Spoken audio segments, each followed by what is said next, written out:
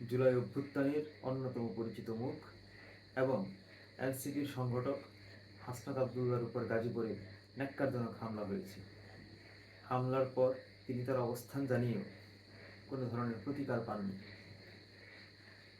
এমনকি এটা যদি সত্য হয় যে ফেসবুকে একজন পুলিশ অফিসার বলছেন যে তুমি তো পুলিশকে মেরে ঝুলিয়ে রাখছিলে, পুলিশ কেন আসবে?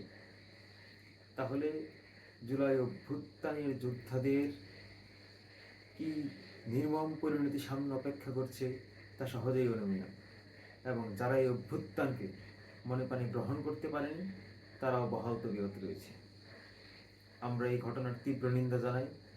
যথাযথ তদন্ত মারফত দোষীদের চিহ্নিত করে দ্রুত শাস্তির আওতায় আনার দাবি জানাচ্ছি।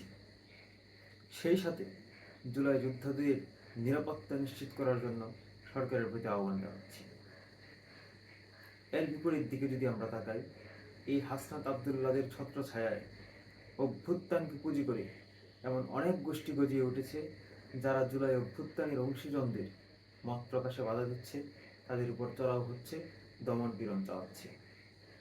হাসনাত আবদুল্লাদের উপর হামলা, তার জন্য যথাযথ তদন্ত যেরকম প্রয়োজন, বিচার নিশ্চিত করা প্রয়োজন, ঠিক তেমনি জুলাই অভ্যুত্থানকে ব্যবহার করে যারা দমন পীড়ন চালাচ্ছে, হাসনাত আবদুল্লাহরাই তাদের শক্তির উৎস, তারাও যাতে মানে এই ধরনের দমন পীড়ন না চালায়, সে দাবি আমরা করছি।